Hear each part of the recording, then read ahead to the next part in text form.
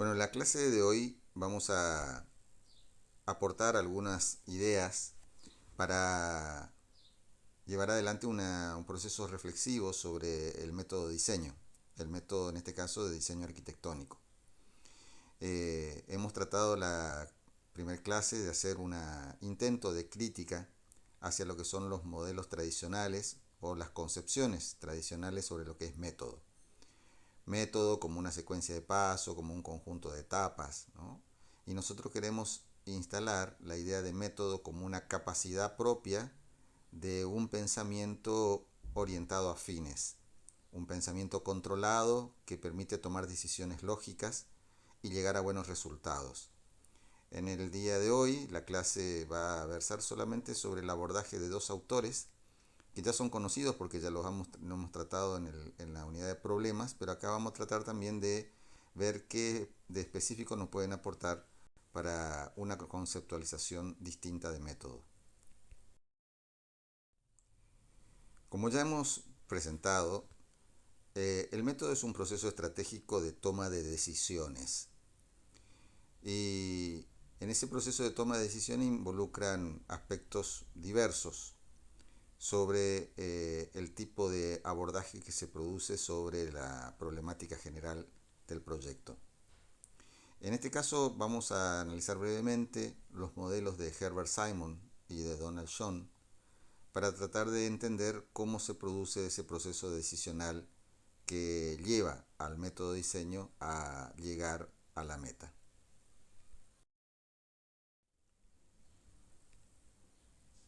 Herbert Simon es un economista, pero preocupado por la comprensión del proceso de toma de decisiones en contextos de incertidumbre, pero basado en lo que se llama el paradigma del procesamiento de la información. Para Simon, las buenas decisiones, las buenas ideas, necesitaban reunir primero un volumen importante estratégico de información relevante que nos permita entender las causas del problema y así poder dar solución.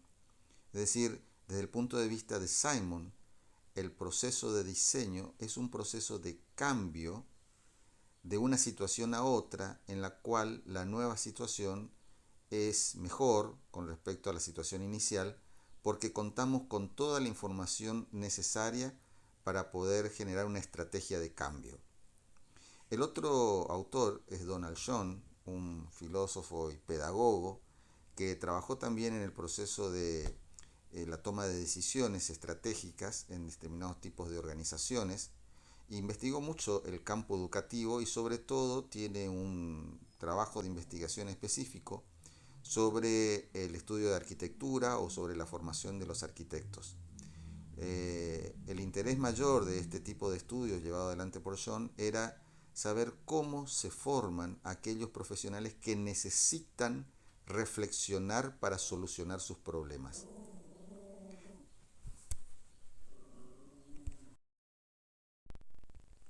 De nuevo, el desafío para avanzar en esta conceptualización sobre qué es método, qué es el método de diseño.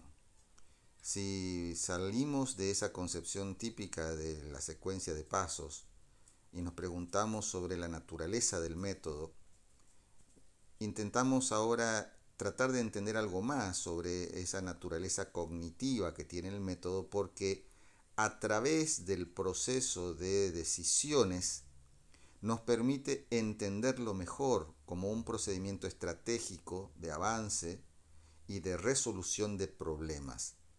Entendemos el método como un proceso de resolución de problemas.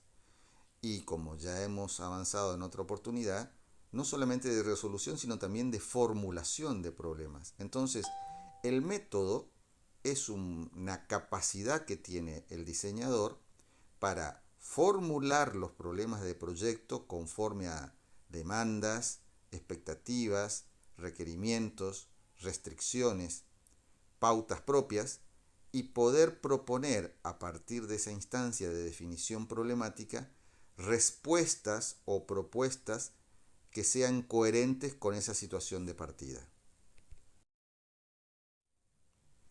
De este modo entonces salimos de la típica expectativa del método como un proceso prescriptivo o descriptivo de lo que se hace y entramos en una dimensión de conocimiento de la propia acción. Entender la manera en que el diseñador formula el problema de proyecto y después intenta resolverlo a través de una propuesta arquitectónica permite desarrollar conocimientos sobre la propia acción y poder incrementar la capacidad una y otra vez a partir o a través del proceso de la práctica. Entonces, nosotros podemos proponer dentro de esta dimensión cognitiva de método o cognoscitiva de método, que el método es un proceso de enlace, de vaivén, de costura entre el pensar y el hacer. No solamente el método es un proceso de hacer, sino que también es un proceso de hilvanar, coser o articular dos dimensiones que suelen aparecer como separadas, que son el pensamiento y la acción, lo teórico y lo práctico. Por eso que en la clase pasada habíamos hablado del método como una praxis, ¿no? El método es un proceso praxeológico porque tiene una dimensión práctica, pero también tiene una dimensión teórica. ¿Qué es lo que abona esta dimensión teórica? Los procesos reflexivos. Es decir, no hay una teoría general sobre el método como una teoría general sobre como la física o la estática, ¿no? Lo que nos aporta una teoría sobre el método es nuestra capacidad para reflexionar, estar atentos, comprender los propios procesos decisionales que tienen que ver con la resolución de un problema arquitectónico. Entonces, dentro de esa dimensión teórica o reflexiva tenemos las ideas, los conocimientos, las lógicas, las operaciones conceptuales o intelectuales que podemos hacer. O sea, todo un campo que no es visible, que no es evidente porque no es material. Eso no significa que no sea real, ¿no?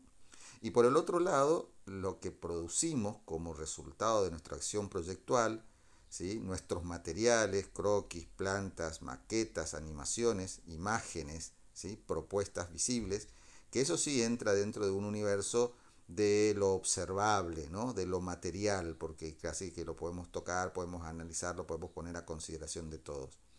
Entonces el método ahora surge como un proceso estratégico que une y hace coevolucionar ideas y cosas. Fíjense que esto lo adelantó hace mucho tiempo un autor que se llama Rudolf Arnheim, que habló del pensamiento visual. Significa que uno piensa cuando hace algo, cuando uno dibuja, cuando hace una línea, cuando hace un boceto, se inspira mentalmente procesos decisionales, procesos lógicos que generan nuevas propuestas, que vuelven a reestructurar lo gráfico y eso gráfico como que vuelve a replantear la posibilidad de avanzar sobre las ideas. O sea, ideas y acciones son como un momento, como una cupla, ¿sí? Que coevolucionan mutuamente. Bien, aquí les propongo pensar en algo que cuando yo lo descubrí me pareció interesante, porque los que están descritos en la placa, en la diapositiva, son como métodos generales, ¿no? Incluso hay algún autor que los llama métodos generales, ¿no? Y ahí aparece, por ejemplo, el método de la variación y selección. Es el método estudiado por Darwin que analiza cómo determinadas especies que surgen por mutación o que se transforman por mutación se adaptan al ambiente y sobreviven, ¿no? O sea que el propio ambiente genera como una instancia de selección sobre los mejores, los más fuertes, ¿no? La teoría de Darwin, que incluso dio todo un lugar a una teoría del darwinismo social y demás. El método de la conjetura y refutación es un método estudiado en la filosofía de la ciencia, desarrollado por un autor llamado Karl Popper, que establece que el método de la ciencia trabaja con conjeturas, o sea, con ideas, con hipótesis, y con procesos que intentan refutar la propia idea o al menos ponerla a prueba, lo que se podría decir generar el experimento, ¿no? Yo tengo una hipótesis científica y la pongo a prueba con un experimento científico. Si sale airosa del experimento, entonces la hipótesis puede dar lugar a ciertas expectativas de éxito. Por ejemplo, las vacunas, ¿no? Las vacunas tienen en principio una idea de posibilidad de éxito basado en determinado tipo de compuestos químicos o procesos biológicos, y se genera todo un experimento que debe dar bases sólidas para poder después desarrollar comercialmente la vacuna. Bueno, todo comienza con unas conjeturas y después pasa al proceso de experimentación y refutación. Vinculado con nuestra actividad también podemos pensar que hay un método famoso llamado el de prueba y error, ¿no? O sea que se trata de probar, intentar, ensayar y ver si es error o acierto y a dónde me lleva. O acción y reflexión, imaginación y razonamiento, o descubrimiento y justificación, ¿no? Es otro de los métodos que se utilizan también en el campo de las ciencias sociales, ¿sí? Descubrir y justificar es una estrategia para construir conocimiento a través de una determinada modalidad metodológica que nos permite no solamente enunciar nuevas ideas, sino también mostrar que son válidas, ¿no? Porque, o sea, a cualquiera se le puede ocurrir una idea loca o una idea nueva, pero lo importante es mostrar que es coherente, que responde a las demandas, que es lógica, ¿no? Que no depara ningún tipo de consecuencias negativas, ¿no? Entonces, fíjense que todos estos métodos generales tienen todo un factor común, ¿sí? Implican cambio y justificación, cambio y validación. Toda la columna de la izquierda en rojo implica algo nuevo, variación, conjetura, una prueba, una acción que se realiza, imaginar algo nuevo, descubrir, ¿no? Son todos cambios sobre lo que ya hay. Pero una vez que uno genera un cambio, automáticamente tiene que producir un proceso de justificación, de validar lo que propuso como algo nuevo, ¿no? Por ejemplo, una nueva planta de un teatro, ¿sí? Un teatro de lírico o de prosa. Sí, a mí se me puede ocurrir algo original, pero no es solamente que sea original, sino que tiene que demostrar que es válido para el programa, para las funciones, para la actividad, para el equipamiento, ¿no? Para las cuestiones técnicas que tienen que ver con la acústica, etcétera. O sea, yo puedo generar ideas nuevas, pero automáticamente necesito justificarlas. Entonces, el método de proyecto, como todos sus hermanos, ¿sí? Todas las otras estrategias metodológicas, tiene un eje esencial. Ese eje esencial significa que tiene dos componentes básicos. Producen cambio, produce innovación, pero también produce una justificación. Es decir, no es válido cualquier cosa, no cualquier cosa me da lo mismo, no es una cuestión de ser creativo, entre comillas, la cuestión es de proponer algo que responda al problema, que lo haga de manera original, pero que también que sea posible justificarlo.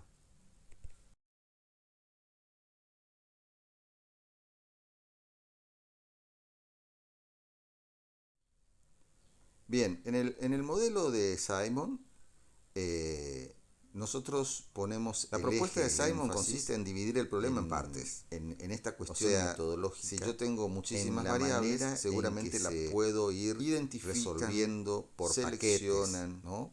Combinan, por etapas, por instancias, transforman, y resuelven variables. Entonces yo puedo decir, bueno, voy a resolver la cuestión todo de lo interesante en el proceso de diseño tiene que ver con sitio, sé que el objeto tiene le asignamos estas características a nuestro proyecto, a nuestra obra, una obra que todavía no existe. Unitario, de qué manera que se asignamos rasgos, tiene una determinada forma, la ocupación del suelo, voy a ver cómo se emplaza, cómo se orienta, hacia dónde las visuales, dónde estará ubicado el acceso, etcétera, ¿no? Entonces eso implica manejar primero contenidos una faceta del problema, las texturas, las partirlo, dividirlo en partes para ir después todo el proceso de diseño implica lo que suele determinar la experticia, dar la capacidad de un diseñador contenido a alguna variable, decir cómo va a ser, tiene la capacidad de poder avanzar muchísimos rasgos, en variables de distintos planos, rasgos, ¿no? Como de abordar rasgos distintos distintas partes del problema al mismo tiempo. Esos rasgos son las variables. Bueno, cómo va a quedar Herbert Simon en alzado, variables, las vistas, proceso de diseño tienen que ser, cómo va a ser el proceso de crecimiento del objeto, establecidas de antemano antes de generar una solución, ¿sí? Entonces, y es por eso que para Simon gran volumen sería un proceso para poder tener un problemas en este caso a través de la variable optimización, pues proceso de diseño busca una solución óptima. Ahora no nos dice nada de arquitectura de cómo podría haber lograr una determinada solución porque han podido logrado que merecen como que la imaginación y la mente no es capaz sobre todas las variables involucradas en su misma consecuencia semejante cantidad de variables. Para eso interpretar o analizar la información disponible. O sea, analizando la información, impregnándonos con lo que hemos logrado detectar del set de variables que involucra el problema, podemos a partir de ahí saltar a una solución que puede llegar a ser razonable, ¿sí? Entonces, esa expectativa involucra un momento de la mente del proyectista que generalmente permanece oscura, ¿no? Que muchos le llaman el salto creativo. El otro modelo del proceso de diseño y el abordaje problemático es el que plantea Donald John con una manera de darle más protagonismo a la acción reflexiva del proyecto para poder detectar en él las variables y en el mismo momento en que se detectan aportar soluciones. La importancia, me parece a mí, que tiene la postura de John es que él pone como en un rol, en un rango fundamental, el aprendizaje a través de la práctica. Uno aprende a proyectar proyectando, pero no solamente porque desarrolle una determinada cantidad de proyectos como si fuese que la cantidad sea la calidad, sino porque la práctica es el territorio apropiado para aprender a proyectar. Sin práctica es imposible, ¿no? Pero no solo la mera práctica, no solamente hacerlo 1, 2 veces, 50 veces. No es la repetición lo que enseña o lo que nos permite aprender de lo que hacemos, sino el mecanismo de la comprensión reflexiva de lo que hacemos cuando lo estamos haciendo. Eso es lo que nos permite aprender. Por eso es que Donald John aporta una teoría, una conceptualización interesante que va a favor de esta dimensión cognitiva del método, ¿no? Entonces, ¿método qué sería desde el punto de vista cognitivo? Una manera de resolver problemas que se juega en el mismo proceso de la práctica porque nos permite estar atentos a comprender los procesos de toma de decisión y los fundamentos de la actividad. Como ya hemos visto, el proceso que habilita esta dimensión del pensamiento es lo que él llama ver, mover y ver, o sea, conversar reflexivamente con lo que hacemos. Por eso es que si para Simon era un proceso de resolución de problemas, para John el método es un proceso de investigación, es un proceso de exploración experimental, ¿sí? Cuando nosotros podemos configurar la tarea, definir el problema se resuelve a través de un proceso experimental de exploración reflexiva que podemos llamar investigación, a través de experimentar, probar, cambiar, modificar, criticar, evaluar, decidir, ver a dónde me lleva, ¿no? La idea de John es pruebo y veo qué pasa, ¿no? Pruebo a ver dónde me lleva esta configuración, la analizo, considero los puntos positivos y negativos, saco conclusiones, vuelvo atrás, perfecciono la propuesta. Ese ejercicio de determinación proyectual se llama investigación. Por lo tanto, John no lo dice, ¿no? Él se queda con el concepto de reflexión en la acción. pero a mí me parece que ese proceso reflexivo en la propia práctica representa un ejemplo fundamental de un proceso de investigación. Por eso es que yo afirmo que investigar es lo mismo que diseñar, o, si ustedes quieren, el diseño es un proceso de investigación o se desarrolla como un proceso de investigación. No será una investigación científica, pero sí una investigación proyectual. Entonces, en ese avance, en esa investigación, esa exploración experimental que hacemos cuando proyectamos, van coevolucionando, esto ya lo vimos, procesos de configuración del problema y procesos de configuración de la solución. Van coevolucionando juntos. ¿Y qué es lo que coevolucionan juntos en realidad? La práctica y la acción cognitiva, la reflexión y la acción. Un sujeto práctico que produce productos visibles, planos, plantas, cortes, maquetas, y un sujeto epistémico que elabora ideas, conceptos, reflexiones, críticas, evaluaciones sobre la propia marcha. Por eso es que el método es ese proceso de articulación, ¿no?, dialéctica, de ida y vuelta entre la dimensión teórica y la dimensión práctica, ¿no? Ese es el fundamento epistemológico, si se quiere, de esta concepción nueva de método. Bien, a modo de cierre, digamos que podemos comparar los dos modelos.